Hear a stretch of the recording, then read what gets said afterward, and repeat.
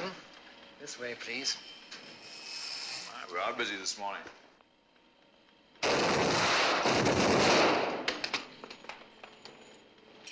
It's not perfected yet.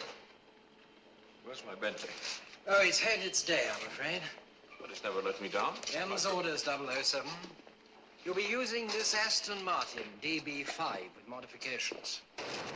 Now, pay attention, please. Windscreen bulletproof, as are the side and the rear windows. Revolving number plates, naturally. Valid all countries. Here's a nice little transmitting device called a Homer.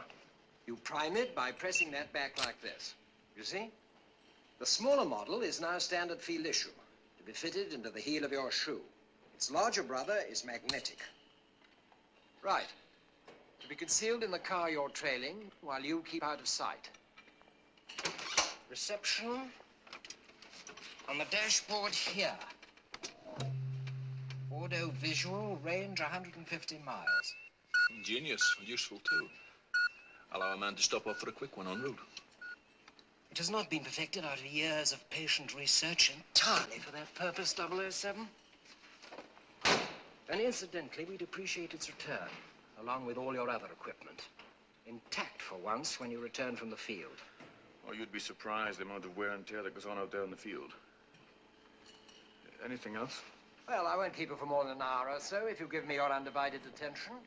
We've installed some rather interesting modifications. You see this arm here? Now open the top and inside are your defense mechanism controls. Smoke screen, oil slick, rear bulletproof screen, and left and right front wing machine guns. Now this one I'm particularly keen about. You see the gear lever here? Now if you take the top off, you'll find a little red button. Whatever you do, don't touch it. Now, why not? Because you'll release this section of the roof and engage and fire the passenger ejector seat. Whoosh. Ejector seat? You're joking. I never joke about my work, 007. It happens after they think the good guy's been killed. Then he comes back, heals up, gets the weapons, shows up to shock the bad guys, usually with a pithy remark that's sometimes clever. It's the James Bond formula.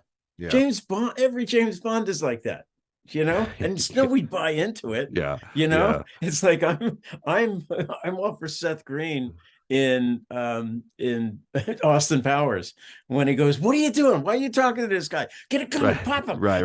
You know, well, we used to think that as kids. Like I remember seeing Goldfinger on television, you know, and he's strapped to the table and he's got that laser going, and I'm like, that is a slow fucking way to kill this dude. This and guy's then they dangerous. knock him out with a gun. They knock him out with a gun. Why didn't they just shoot him in the head? Yeah, it's like okay, you know, and of course, you know, he's like got to go into this is where they've got to reveal all their inner like feelings and their childhood, you know, obstructions and Bond, you're in the way of my maniacal techniques here, you know. And Bond, how do you like my stud farm in Kentucky? Okay, exactly, all that stuff. Exactly. You know? Exactly. I mean, it's like, look, if someone showed up as much as Bond showed up in these places where he's not supposed to be, we're not asking any questions and we're not going to get too sanctimonious or ceremonious about it. Plug that guy now, right here.